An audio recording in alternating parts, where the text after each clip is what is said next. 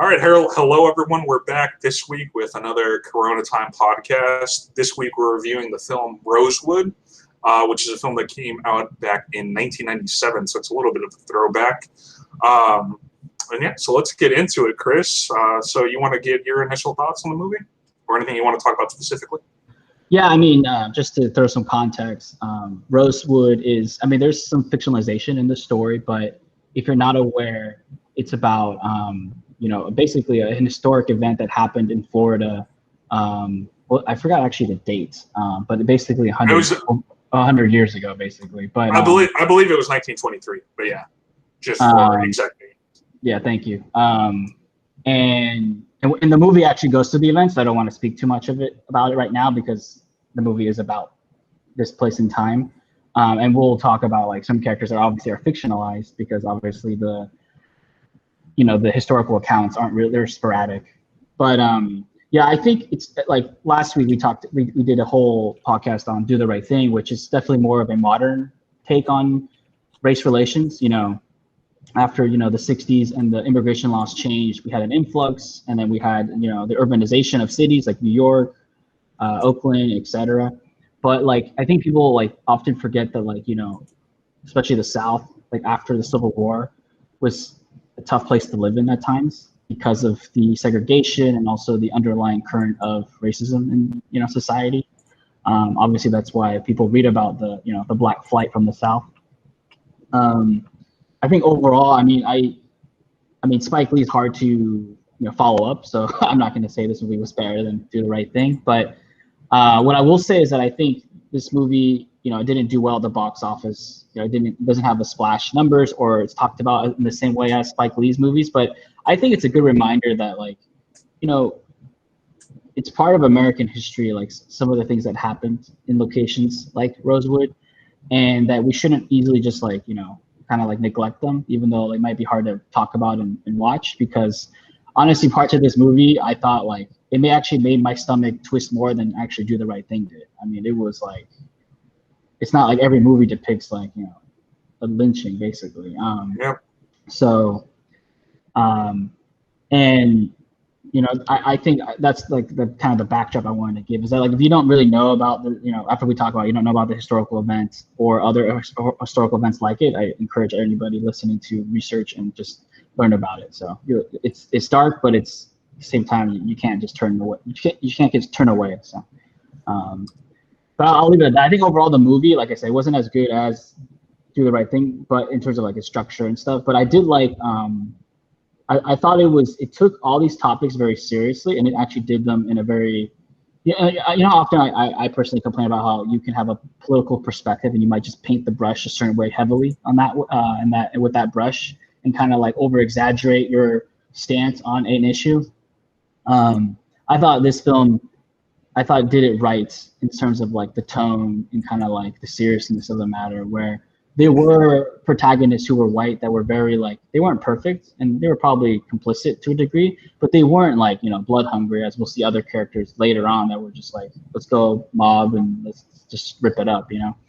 And then you also see that like even amongst the African American community, that like you had characters that were just, it's kind of like what they do with the police, right? Just shut up, don't talk.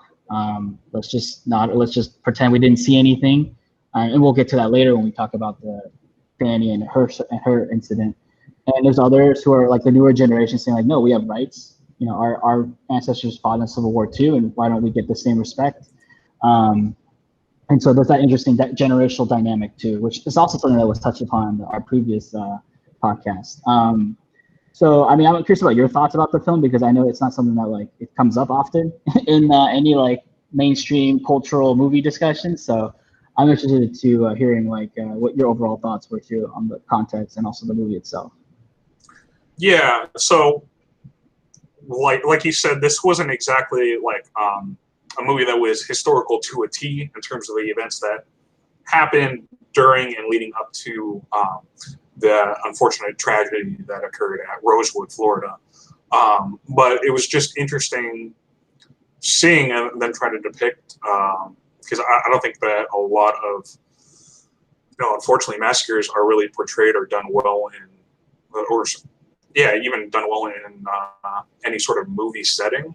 But there's like a lot. Like I'm not aware if they, for example, have made any movies regarding the events that happened in Black Wall Street and like Tulsa. It's a very other famous event that happened where unfortunately a certain part of Tulsa, Oklahoma, back in, I can't remember exactly which decade, either the 20s or the 30s. It was a very prosperous area that was a predominantly African American and was doing very well. But sort of like the same events happened where some of the poor whites in Oklahoma were sort of upset at how well the area was doing.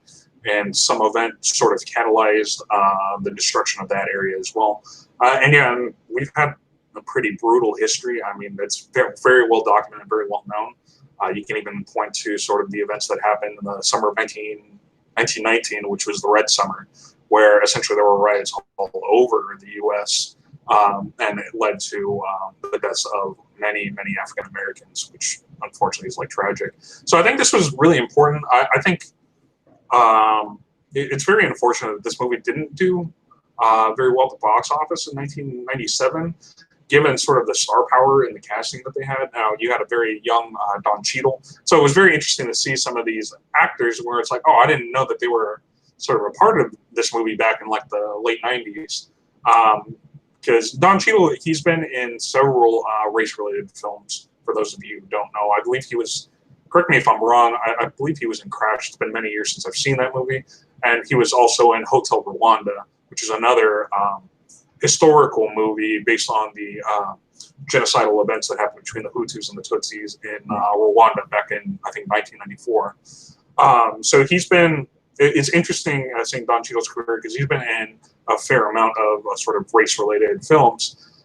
And obviously, John Voight is one of the main characters in this movie as well as Ving Rhames being the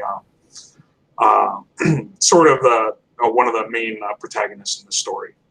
I thought it was obviously fictionalized to a degree in terms of some of Ving Rhames' characters or some of the events that happened within it. Especially, they had to include the little bit, which I thought was, I mean, there's some historical context to it, but the idea about the Masons and how essentially one of the African Americans in there was, if you didn't catch this, he was part of the Mason Brotherhood, and so they're a very interconnected sort of secret society.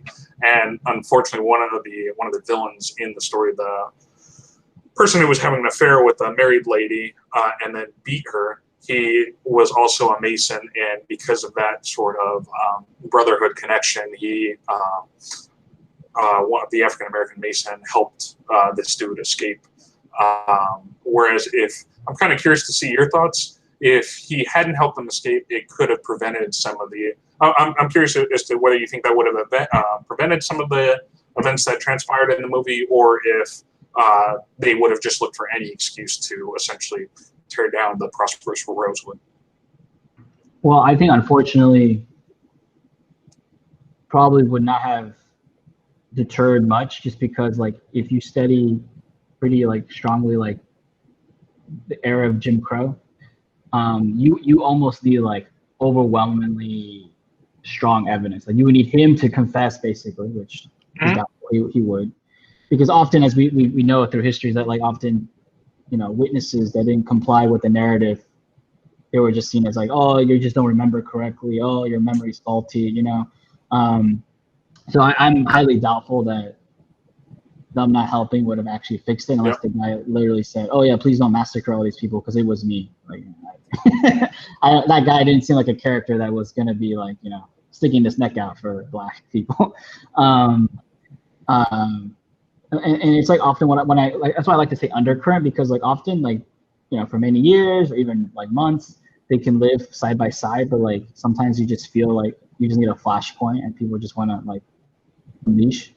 I think to your point around you know, would have made a difference, or to your question about would have made a difference, I'm skeptical that it would have. I know some people probably may think that, but I just feel like he would have to like really be forthcoming on what happened. I'm actually like, so I want to talk about like one of the main characters real quick, the Mr. Man. He's obviously not, I don't think he's real, but I find his character, because this is often that comes up, I think, in a lot of movies where there's like an African American war veteran, how like they were fighting in foreign wars, but then they would come back and be basically treated as second citizens, especially like World War II, World War One, Vietnam even. A lot of veterans, like they come back, especially in, like I said, an era of Jim Crow, and they're like, they're told, "Oh, thank you for your service," but they're not really like seen eye to eye as like you're not treated completely as an equal. Yeah. Exactly. No. And obviously we're viewing things in a modern lens, right? Where we see like both political parties in America, at least verbally, I wouldn't say they actually do well. They do right by the veterans, but at least verbally praise veterans like wholeheartedly. And it's interesting to see that like even though this guy clearly like served, it's fictionalized, he's just not seen as like an equal, just because of his color of skin. Especially when they're trying to buy the property that Mr. Wright is bidding for. And they don't even believe he can possibly have the money either, because, who thinks that, blacks have money, right? So I'm interested to like, his character is very like in many ways one-dimensional, but I think his character also makes a statement about like, we have people who are of all backgrounds fighting in these wars supposedly for defending American interests, and then they come back and they're just treated like they're just extra pieces of meat, Mm-hmm. And I think you can even say about veterans today that like that happens often to them, where they can't get the help and benefits they need after serving many tours in whatever foreign country we've unfortunately sent them to. So. Yeah, so just sort of speaking on that same topic, I sort of want to reference another movie because it sort of deals with some of these same issues just in a later time period, which I don't know if you've seen Spike Lee's newest movie yet, The Five Bloods, which is on Netflix. If you haven't seen it, you should go check it out. It was actually a really good movie. I personally liked it. I haven't seen it yet, so I'm trying to get it. So I'll just talk about a little bit of context, because there's a lot of historical context to that movie. It happens to revolve around 5 African-American Vietnam War vets. And they essentially just go back to Vietnam. And there's more to the story than that. But they have a lot of flashbacks back to their fighting days in the Vietnam War. And something that I knew, it's just sometimes you don't really sort of connect 2 and 2 together all the time. I know the Vietnam War was going on in the 60s, but it was just interesting. There's a certain part of the movie where they're fighting over there, and there's this radio personality who was apparently, I didn't really know that much about her, but her name was Hanoi Hannah. And essentially, she was a radio disc jockey who was part of sort of the North Korean propaganda machine. But they would play sort of American rock and roll, so a lot of the troops would listen to her. And so you would, because of that, she could, during the breaks in between songs, she could sort of instill or try to use some monologues to try to discourage morale amongst the American troops. And back in '68, when the Vietnam War was going on, she reported on essentially the death of Martin Luther King. And there's a pretty powerful scene in there where she's essentially saying, for some of the black GIs out there, you're fighting in this war over here, and yet you have all this turmoil that's going on back home with sort of the death of Martin Luther King. And, you're fighting for America, but America is not really treating you sort of the same as like one of their own back home, which is definitely true, because you had all these race riots that were going on back in the death of of Martin Luther King. And there were a lot of sort of protests and riots that were going on in something like 120 plus cities all around the country. And yet it was just interesting to see, because that must have been very difficult for a lot of African-American soldiers fighting in the Vietnam War to hear all of what's going on back home during the civil rights struggle. And yet you're so far away, thousands of miles, fighting for America when, so many of your fellow African-American brothers and sisters were just fighting for the rights as an American back home.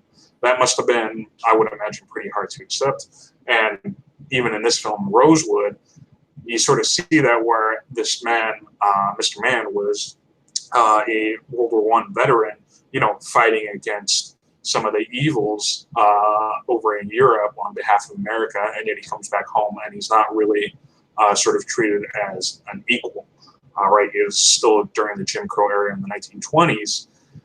And you even have, I believe, what was John Voight's character's name? It kind of slipped my mind. Mr. Wright. Mr. Wright, of course. And so, with a W. yeah, but Mr. Wright was even saying when he found out he was a veteran, he said, you know, because his character's a little complex and he evolves to a bit, but when he finds out he's a veteran, he sort of says, you know, isn't that kind of weird that, you know, we draft you to go fight on America's behalf to like kill whites over in Europe? And he's like, he had a very smart, Mr. Mann had a very smart response. He's like, I wouldn't know. He's like, what do you mean? And he's like, I wasn't drafted, I volunteered, which is like kind of like, you know, I wanted to go fight over there basically for a bigger cause. And so, but it's interesting because, you know, he's a hero. He went and fought in one of the most brutal wars, digging trenches. That was the first time where you had trench warfare actually go on display. And yet he wasn't recognized for the amount of service, the amount of work that he put in during that time on behalf of America when he came back home. So it was interesting seeing sort of in this film and obviously The Five Bloods, like I mentioned, seeing that portrayal about how Black GIs essentially weren't getting the same level of respect when they were coming back home. You can even say, this is not necessarily a race point, but it is a big talking point sort of today when both Republicans and Democrats will praise, you know, veterans and their service over there, but yet at the same time you'll praise them for the work they're doing abroad. But when they come back home, you know, constantly you see a lot of veterans aid and veterans bills. They just get slashed. And so, you know, you go and fight for us over there, but then when you come back home, they don't get the adequate care that I personally think that they deserve to help them deal with all of the mental health issues for all the traumas they see abroad. Yeah. That's sort of my little, we try not to get super political, but that's my sort of little take. I mean, that's just my personal opinion. Yeah, don't worry. Once we hit political movies, won't be all this. But what I will say is that, like, yeah. So speaking of Mr. Right, yeah, his character is very like. His character is actually probably the most like in the gray because he wants to be complicit with the dominant culture, which is like, you know, you're white. You know, why are you trying to, you know, stick up for the black people? He's also, in the beginning of the film, it's shown that he's having an affair with his assistant, basically Jewel, and his employee. Yeah, who's basically also the cousin of another main character, Sylvester. Yep. But and also how he even like goes around talking to. You can tell he talks to the African American you know, characters is way different than you know, than everybody else, than others. So you could tell that he's trying to live like this thin line, but at the same time, he's not really like sticking his back out often to push back on, you know, the community that's pretty, you know, racist. And he's trying to basically live comfortably. You know, I would argue that he represents very well what I think corporations do today, where like they say the right things, but they don't really like believe it. Yeah, we talked about this quite a bit. But he is trying to, you know, walk that thin line, and also he does make some big decisions around like, you know, letting, you know, stragglers hide in his home, which is actually at the time very like, it is a big decision. But you see in the beginning of the movie that he's just trying to, you know, he wants everybody just to be in their place so that, you know, he can keep making money, he can, you know, he can keep enjoying life. Yeah, he doesn't want any sort of shift in the system at all. He just wants things to remain the same, calm, so he can profit, because he has a very comfortable lifestyle. So it's his character. Yeah, you see, like, you know, he's like racist, right? Because they're profiting off the sort of the customer base that is predominantly African American. It's a very African American town. He's the only white person with a business there, and I think him and his family are the only white residents. But he doesn't. So he makes his money off of the hard work of his his African American customers, but he doesn't necessarily stick up for them. Right? Okay. He does look down on them. When push comes to shove, he doesn't always stick up for them, which is what he should be doing, right? I mean, these are people within his community that have helped support his lifestyle that him and his family are living, and yet he doesn't always stick his neck out for them. Yeah, I agree. And like even like I will say in terms of the movie storyline, even his family being the side characters. So his I guess his second wife, because his first wife died, and the Mm-hmm. kids. I didn't mind that they're in the movie, but I was just like, I just feel like sometimes like they're really props because like I didn't really see much, like they weren't really like they were just there. You know what I mean? Like and then Well, her and the yeah. kids. It's kind of like a minor side story. Yeah, and then also that minor side story, I didn't even think it really added to the main story. So like sometimes a side story is fine, but I thought it was just like it was No, there to explain why like I guess they should have the characters involved in the story, but I think they needed it there because they wanted to show she was probably the one white person in it that you can say you have to have that sort of token. You've seen a lot of films with this kind of like that token character that always does the right thing. And so, I mean, she's there, and you think that she's racist at first because she doesn't like living in the town. But then it's sort of revealed that she doesn't like living in the town because she feels like she's not fully accepted as sort of the mother of these kids as a second wife. And she really doesn't hold any racial prejudices. She's the only one there at that point in time that really sticks up for them. I mean, she defends the people that she has hiding in the house from the angry mob that comes. And later she says, essentially, because she's a very religious woman, that I pray to God that God will show you some mercy in heaven based on what you've done, like on this point. So she's the only one that really truly sticks up, and you can only say is like the not racist one in the film. Yeah, I guess my whole point is that like when you talk about expendable side characters, I thought his family was kind of expendable. Like if you told me he was just a bachelor and he was just fooling around with his employee, I could have easily bought that. Yeah, I mean, it could have been the same. Like it wouldn't have altered the stories too much if they weren't present. Well, now we should talk about the critical scene with critical characters. So I guess the reason for the genocide, basically, or the massacre, as you described earlier. Where her character's name is Fanny, and I forgot her husband's name. But she's having basically, and it's revealed later that I guess she does this a lot, but she's basically having an affair with a man, and she challenges the man like about like, hey, I know you're seeing this other girl, and he doesn't like that, and hits her up, assaults her basically. But at the same time, outside, another character, Aunt Sarah, and I think she's with her like granddaughter, right? They're working doing the laundry outside. They see the commotion. They know what's going on. Of course. So she gets beat up terribly, and then it's interesting because it didn't cross my mind. I was just like, wow, she's gonna have to somehow explain this to her husband. It's funny. I was actually thinking this as like after the scene ended, like her getting beat up, because obviously the husband doesn't know that she's having an affair. And obviously, I knew the movie was not gonna have a good ending. I was thinking like, oh, here we go again. Like she's just gonna blame a random black dude that that beat her up and stuff. I also liked how she was trying to like.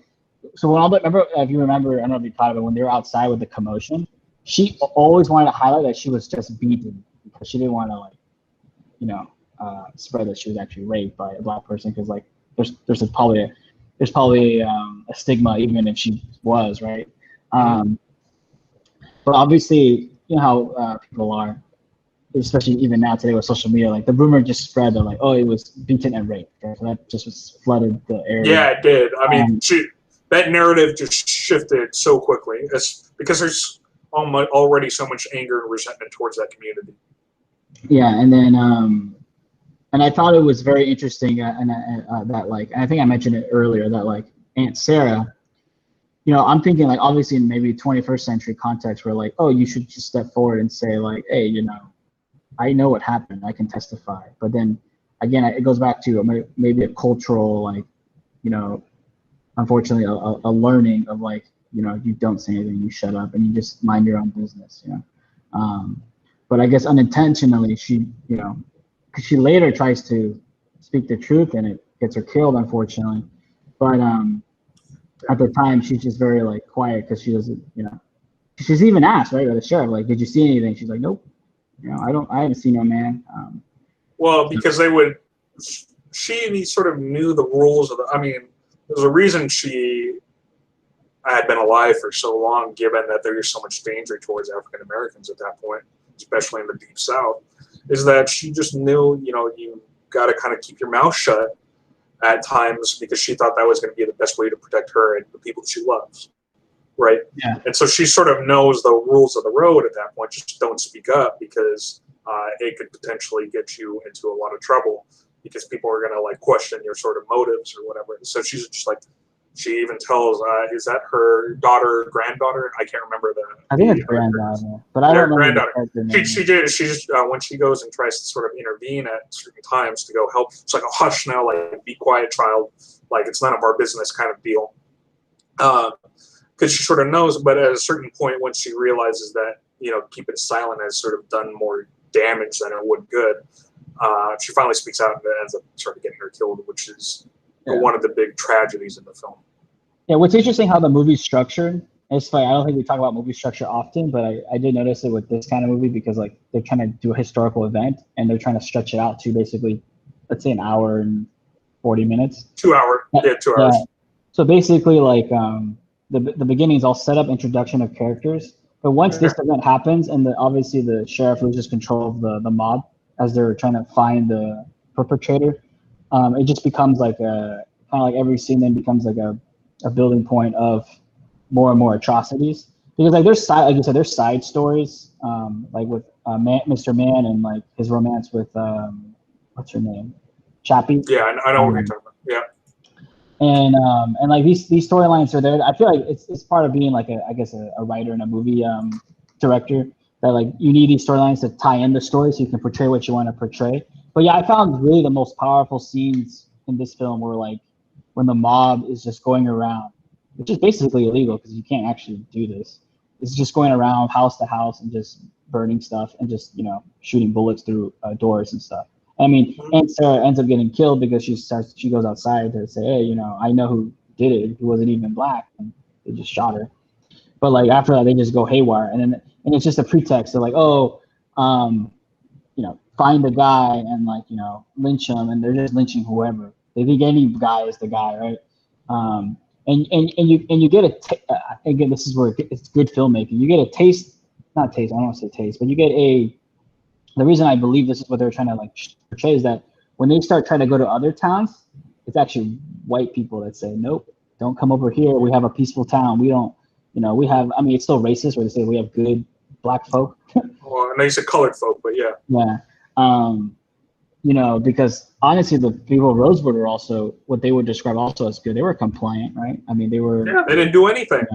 But, and then I like, and this is all like BS because even like the leader of this basically lynch mob is like, oh, our guy isn't there. Well, oh yeah, because you really know that, or is it because these guys are gonna shoot you if you get any closer? Yeah.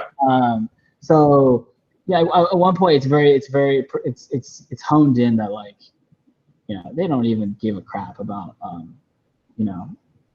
finding this guy. They just need they want to have some fun, And even the sheriff in the end, even the sheriff in the end was like, look, we all she was fooling around. Yeah, so like it could have been like anybody. So dude, if it's a small town, I didn't grow up in a small town, but I can imagine because these weren't very big population centers, especially in that time where all your neighbors, all of that.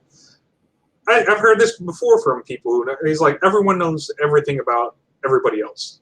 It's just how it is. So to sort of think you don't know what's going on or that she's having an affair, you just don't buy it, right? It's just at that point in the film, and sort of the dynamic from, unfortunately, a lot of these atrocities, a lot of it is just resentment towards communities of African Americans that are doing well. Same thing that happened in Tulsa, where a bunch of poor white people are just like, why the heck are they successful? And like even that's sort of the resentment that gets brought up when they're talking about Don Cheadle's character, when they're essentially saying, he has a piano, I don't have a piano. How is that right? Right? It's a lot of that resentment, that class and racism resentment sort of built up. And so they just use the events of like, oh, well, this person in our community, this white lady was attacked by a colored dude. So they use that as sort of the reason, the catalyst for going after and doing all these horrible atrocities. This kind of reminds me of is this. Sorry to make so many show references, but it sort of ties them together. Is if you've ever seen a series called The Wire. there's I believe it's in like season 3.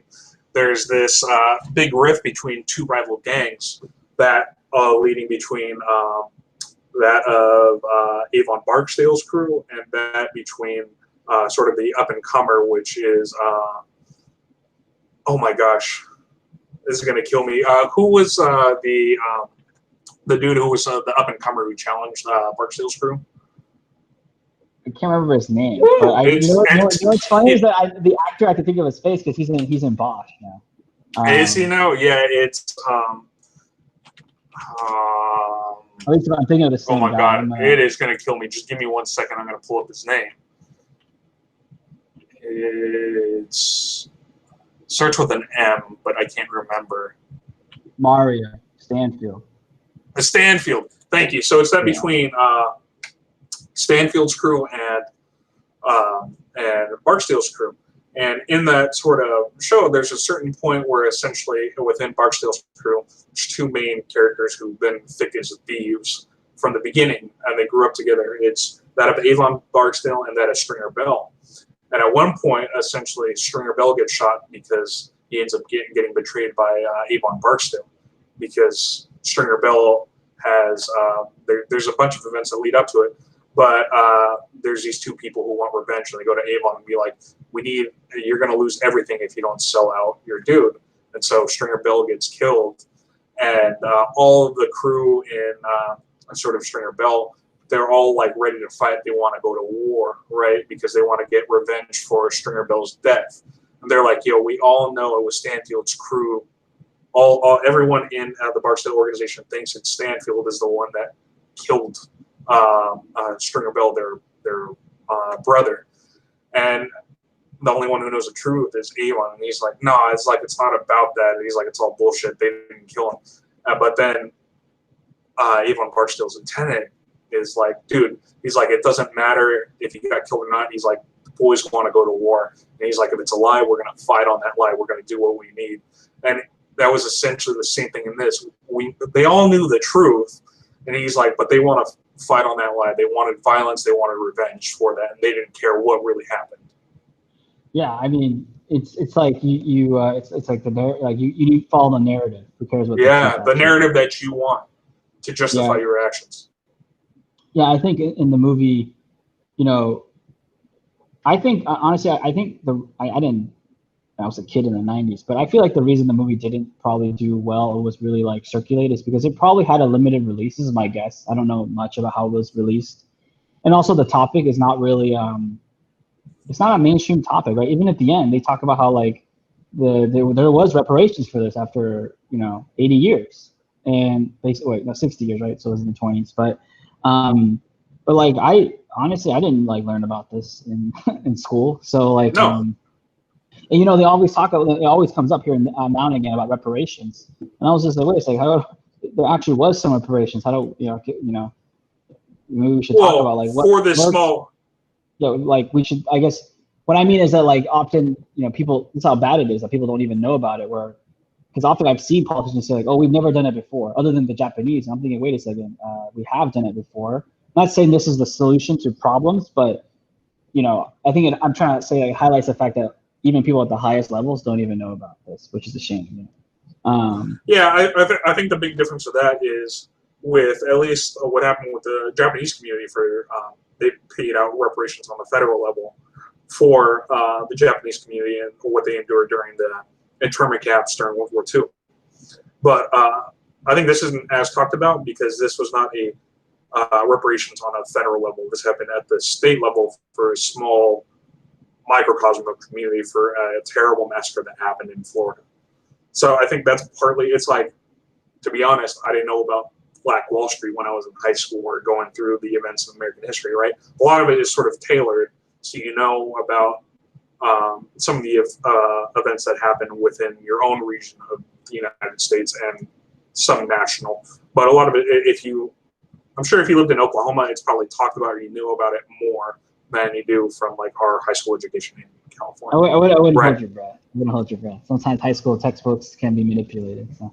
Of course. I mean, a lot of it is sort of tailored. But I'm sure there's like, I guess the point I'm making is like in California, based on our curriculum, we had to know some about California history, about like sort of the mission systems, some of the abuses that went on with the Native American population by the Spanish in building the missions, right? We talked about that quite a bit, at least when I was in like elementary and middle school, talking about California history. And there was a lot of brutal things that happened in California to many different minority groups. But when you're in Oklahoma, you might be, there's more of a likelihood that you've probably have heard of some of these events than you would have in other regions within the United States. And I guess this one took place in Florida, so I guess it potentially comes up in high school curriculum at a state level. I mean, I don't know. I would just imagine it would be more likely to come up than it would in other regions. Yeah. Go ahead. Yeah, but to your point, it is interesting because if you're trying to make the case of reparations and it hasn't been done, you can use two clear examples. One, it was reparations given to the Japanese community in the 80s. And two, it was this case of reparations actually being paid out on the state level to people who are direct descendants of people that lived in this or through this massacre, or were killed. Yeah, and what's also a shame is that if you look more into the history of it, like generations were silent because like because that same mentality, like, oh well, we don't want any trouble, like we know we're not going to get our way. It's interesting when you internalize that mentality, how like it can really shape like how you view the world, how you view society. And it took considerable effort of obviously witness, even like white witnesses who were kids at the time, to come forward and say like, yeah, like these people were kicked out for no reason, really. It was absolutely no reason. It was just sheer bitterness on the part of the attacking community. Yeah, and then like even like I said, the film also does a good portrayal of like how this can pass through generations, because you see that like even kids are being exposed to this, and it's normalizing them to this violence. This is normal, and you can do it yourself one day. It's horrible because if you look at sort of the history of these public lynchings that happen in the South, and you see it like every small town kind of in the South has their infamous tree, or many of these, because that's where lynchings would happen. Often they were public events where people would take their families. That you have that in the South. Something that is sort of a side note, but just to bring on, because I don't know if a lot of people know this, but if you go further west and sort of like the Wild Wild West, and sort of like Arizona and California in the 1800s, a lot of towns over there out west would have their own trees, but because it was sort of more rural and not quite as developed, I feel like the history is sort of lost out there. But yeah, unfortunately, a lot of Chinese, a lot of Native Americans, and specifically Mexicans over in the West, they were hung at terrible rates out there too.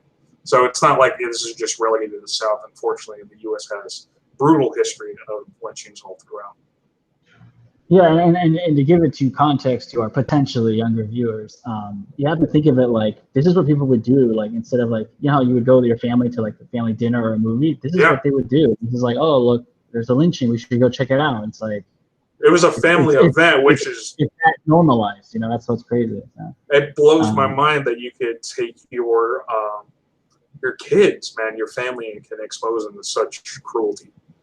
I don't know. It is different time, but man, that is something I can't even fathom.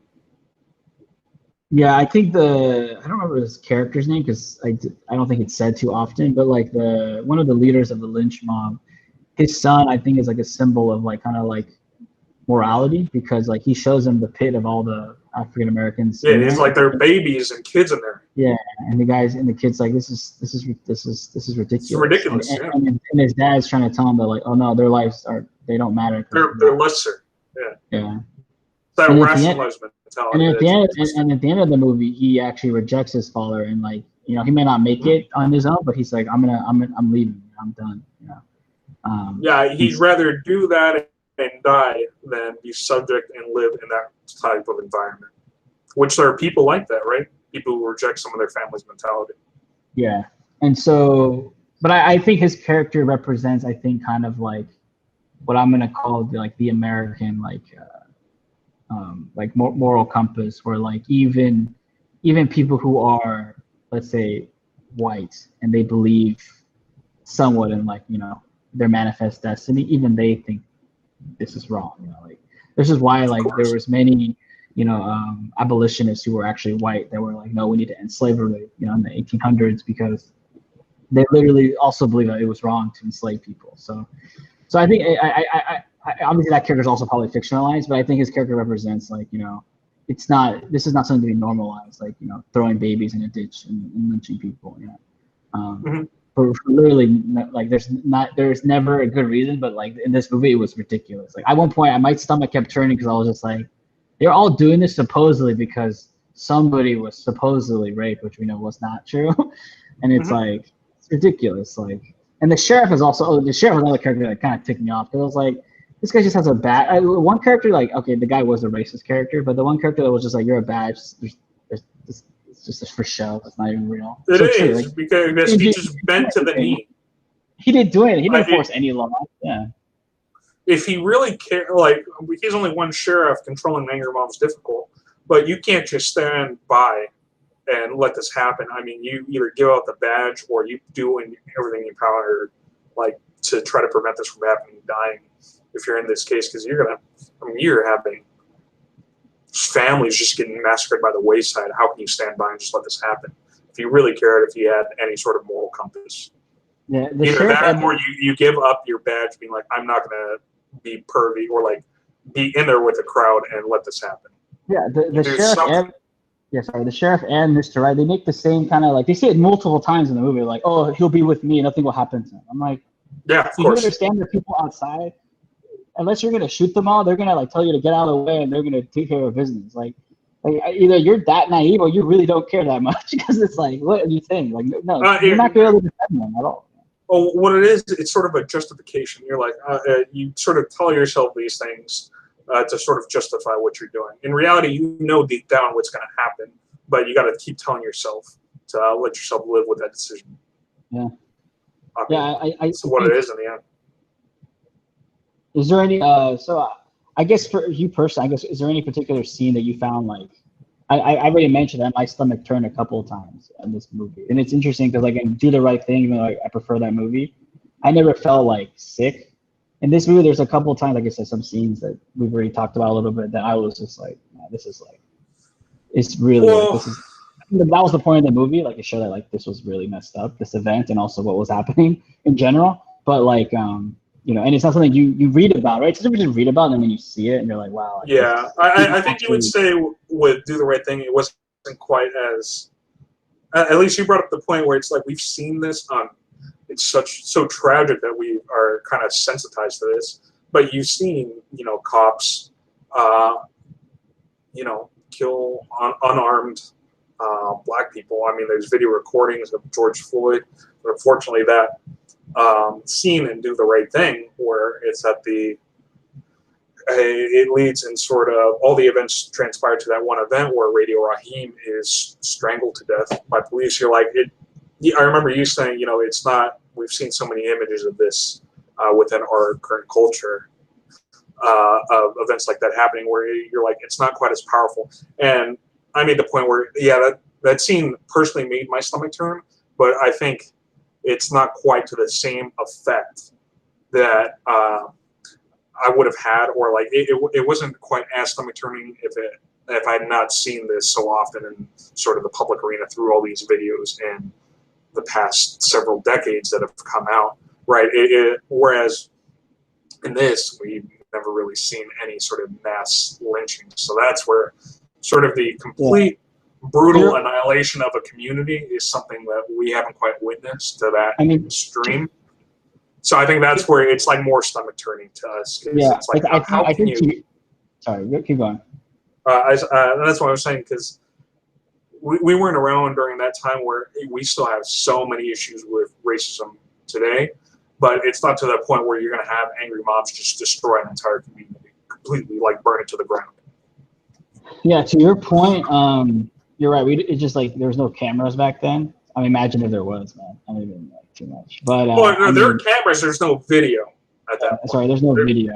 Yeah, because you have like the newspaper articles and some pictures of early cameras of the early 20th century. But yeah, like there's no video, there's no HD, 4K, footage, or even like 720p footage. And I think that's why it's too, because like, okay, we were unfortunately so normalized to shootings, but like honestly, like unless you're unlucky to get shot and you're bleeding out and that's how you die, which is painful, people don't realize that like drowning or being choked is actually a very rough way to die. Like it's not. Oh yeah, It's because very, you're very slow. struggling. You don't want to die, and so you're struggling knowing that in that moment. So like with a gunshot to the head where you don't see it and you're just out. Like this, lynching is so brutal because you know what's going to happen, and they kick the horse out, and you're like struggling for life, and you don't want to die, but it's happening to you, and there's nothing you can do about it. It's one of the worst ways to go. It's one of the most cruel ways to go. Yeah. But that's what I think the mentality is of a lot of the society at that point, is they wanted it to, they didn't just shoot them in the head and just be done with it. No, you wanted, when you lynch someone, you want them to suffer. That's what's so twisted about it. Yeah, it's like it's almost like an ultimate symbol of like you will always have to submit to our thumb, because that's why the cruelty's in there. But yeah, I think in general, yeah, like I said, this movie, hopefully, more people will actually watch this movie, because again, it's one of those movies that it got on my radar because I had watched the mini documentary on Black Wall Street, and they mentioned this. This is another incident, and I had actually not known, because when you read the Wikipedia page, it actually says at the bottom there's an adaptation, and then I figured I should bring it up as one that we can discuss, especially with this current climate. But yeah, I mean, it's nothing like, in general, those two events are not like nationally spoken a lot. And even like you said, it's a shame that there was even a movie made about it. And that thing has to do well at the box office, but even people don't really cite the movie or talk about it, even in our modern age of like all these great, okay, I say all these great, but whatever. Maybe they're not all great, but all these YouTubers and social media influencers that are promoting content, reviewing Iron Man, reviewing even Do the Right Thing, which blew up because of recent events. But this one's like lost in the water, like. Not saying the movie's as good, but like it's as important to watch, Well, it's very important historically to sort of know some of these minor events that are very powerful and very tragic that have happened in the U.S. Yeah. But yeah, it's unfortunate. I mean, I guess from a directorial cinematographic choice, it wasn't necessarily my favorite film. But for the content and some of the, the brutal images, like it's powerful. Yeah, I mean, in terms of like I said, the film and even I feel like the storyline is simplistic just because of it's trying to do a different thing than give you a compelling story. But yeah, we've had the privilege of reviewing really like interesting films with interesting style dynamics. Yeah, different directorial visions. Yeah, like you can tell they're really like pushing the boundaries of kind of like what you can do with editing, what you can do with different shots, and how you can make a movie. This one does feel like it was probably shot in a very standard way, standard script. Yeah. But this was standard, and that's why, like, I would say with Spike Lee's biggest film at that point in 1989, Do the Right Thing, like he put his own. It wasn't conventional. He put his own sort of artistic flair into it, and I think that's what made it like more captivating.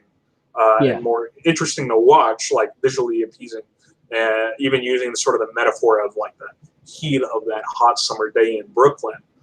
It was all to sort of give you that sensation or that feel, and he used a lot of directorial tricks to try to get that across to the audience. This was very standard. There was no sort of, I guess, visual thematic representations like Spike Lee would typically do in some of his films. It's one of the, I think, challenges, I think, of directing a movie or a TV series based on like history. Yeah. Is because you have to balance like your own directorial vision with obviously what the writing is, and also what the backdrop is. And it sometimes, if you think about a lot of historical, I try to be really historic, like type of films that don't want to be documentaries, to be very specific, right? If you get like just with the facts, you end up like Ken Burns. It's just documents, history, events, and his style is really like there's a place for that. Actually, it's actually really good. But when you try to make it more of a drama film, you have to balance this like triangle basically. And I think often what happens with basically movies that are based on history is that they become basically a drama documentary. You know what I mean? Like the drama or the fake stuff is just there to help the story move along, but really they're trying to portray like historical, like, you know, like sequence of events, Sure. which makes it kind of like not flow like a movie, like, you know, especially if when you mention Spike Lee's, like, you know, even though his are not really specifically always based on history, you know, he's able to take a more of a creative touches here and there. But, you know, Spike does pull in some history there and there. Like he tries to base it off some stuff, some of his movies. But even then, you can tell that he makes it over dramatic in some ways to show you that it's still a film. And I think that's the hard part, right? You know, what line is it? Just it's a film, or is it like what historical event? Historical like a drama documentary. Actually, I'm going to coin that term. Well, yeah, but I think a lot of times when you have, or sort of, a lot of times with some of the top directors, they often put their sort of creative twist on it to try to get you to think at a deeper level, right? So it's not just sort of historical events, it's trying to get something even at a much higher level, gets you thinking. And that's what some of the great directors do in their films, especially when they're dealing with, you know, complex, very touchy issues. And I think Spike Lee, from a lot of the films I've seen, he does a great job in that. And so I'll give credit, because to me, he's one of the best filmmakers for trying to get out his some of his creative vision for a lot of his films. Like with his latest one, The Five Bloods, it's obviously a very dramatized story and event, but it's rooted in a lot of historical topics and events that happen that he wants to incorporate in his films to try to get you to think at a much higher level about these events. And I think that's where a lot of the power in some of these films come from, is that sort of creative vision and writing ability. Yeah, and actually to give a shout out to John Singleton, who made this film. He's famous for I haven't actually seen this one yet, Boys in the Hood. The TV show I did see, and I know I don't know if I know he wasn't involved in the show. I don't know if he was the mastermind creator, but I know that he was somewhat involved. Was the People versus O.J. Simpson? That's actually a pretty good TV series. Yeah, I think he did one episode. So it's interesting. Sorry, I don't want to go too far into this, but what's interesting about TV shows is that even like famous actresses like Jodie Foster have directed episodes. So it's like it's almost a way for it's almost like a I guess for big name directors, it's almost their way of like doing like, you know, extra things, but not having to do the whole show, but maybe just do an episode. So I know he did one episode there, but he's really, I think, famous for the Boys in the Hood, which is a very I actually it's on my list to watch eventually, but it's iconic. I've never actually seen Boys in the Hood though, yeah, so I gotta watch it at some point. It's always it's like a movie that I sadly haven't seen, but somehow it's always referenced, in all these other movies or TV shows, Yep. Yeah, but that's what he's most famous for, and I think this movie might have been one of those things like what it is for Scorsese sometimes, where it might have been a passion project, and that's why I didn't get the buzz. Because often, like I said, if you look at Hollywood directors' careers, they obviously studios want to make money, so they often just do like sometimes the cookie cutter ones. But like sometimes because of their good standing with studios, they're given a little budget to do a passion project. So this might have been one of those things too. But yeah, I mean, the Boys in the Hood is something that I do want to watch eventually. But I don't know if we'll cover it in our podcast. But maybe. I mean, we'll see. What I will say is that like I just feel like we've been giving a lot of praise to Spike Lee today, and I just want to remind the audience that John Singleton is like, personally may not be at Spike Lee's level, but he's no slouch either. So yeah, we just this is the first John Singleton movie we reviewed, and Spike Lee we just reviewed last week, right? Yeah. So there's a lot of sort of overlap in like themes, and that's I think why we like have compared him or like talked about his films in this podcast too. So I think we both enjoyed the movie he made that we reviewed last week that was directed by Spike Lee. So it was good to sort of compare and contrast that. Yeah. I guess I have I don't think I have any final thoughts. I don't know if you do, but I feel like I've said what I felt and the interesting themes and topics of the movie. I think in general, you're right. Like it's tough. It's tough because I feel like if I had watched this months, like not like right after Spike Lee's, I would probably like give it a higher rating. But I do feel like to me it's more like a solid 6.5, 7 type of range. I'm gonna say 6.5 just to be like because I'm hard on movies in general. But I'm a little bit softer. yeah, we've been hitting out of the park where like so far all the movies I've actually enjoyed to a decent degree. This one I can't say I really enjoyed it because of how brutal it was, but Yeah. And also like you said, like it wasn't right after Spike Lee. Like if I watched this one right after maybe Before if we swapped. Yeah, if it was swapped, I feel like I would have given it a higher score, but it's just tough as a follow up, It's tough to as a follow up to one of Spike Lee's best films. Yeah. So it's just the luck of the draw. Yeah. So I'll preface my score with I'm a prisoner of the moment. Yeah. So I'll just sort of preface this for like our audiences. We're human. We have like certain biases, right? And sometimes your opinion kind of sways depending on what you've seen recently, right? I didn't think it was a bad movie, but I didn't, and it was a very important story to tell. But there wasn't enough sort of like I would say creative uniqueness or direction within the film for me to give it a higher score than like a 7.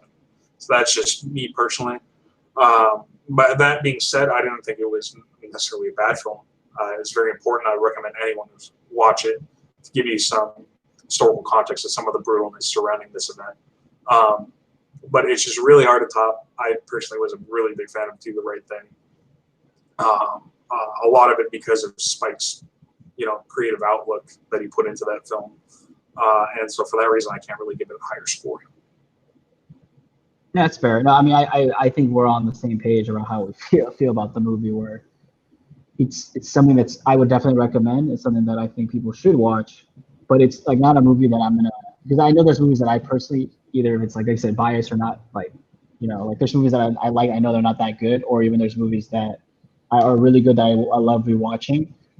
I just have a hard I guess the whole point is I don't see myself rewatching Rosewood too many times, in the future. No. I mean, I've seen it. I understand the gravity of the events.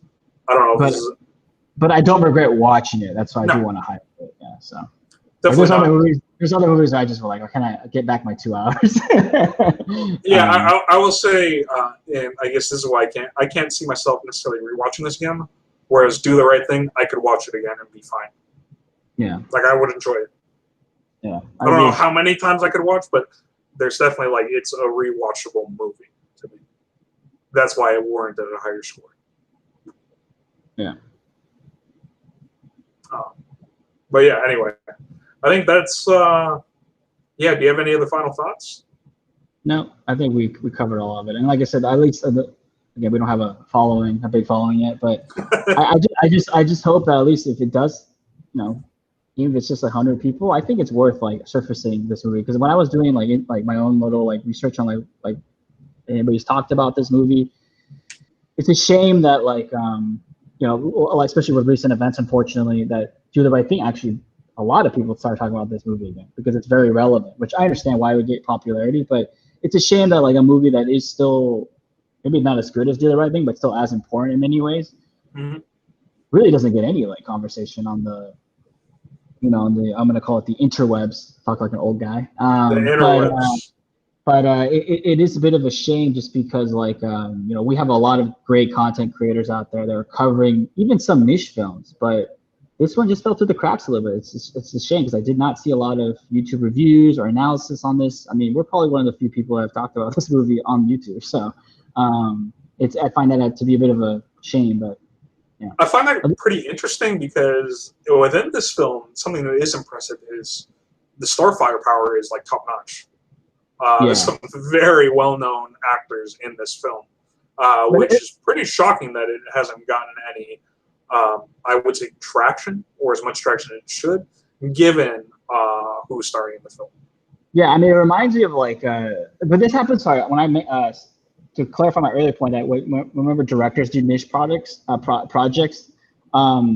Actors also have the same kind of like story where they do a lot of studio stuff and then they get to do they want to be attached to a script because they really were interested in the storyline. So I think with this movie, it seems like that was probably the case, because if you look at like the movie, it wasn't like a $200 million movie, so like they weren't getting like massive salary, so they probably felt passionate about doing this role, and they wanted to be part of the movie. Yeah. I mean, one of the biggest sort of examples, and this is leading to the film that we'll be reviewing next week, is with one of my personal favorite actors. Probably, I think my two favorite are kind of hand in hand are Denzel Washington and Edward Norton. And there are others that are great, but those are probably the two that come to mind. Within Edward Norton, I've seen several interviews, and we're actually going to be reviewing his film next week.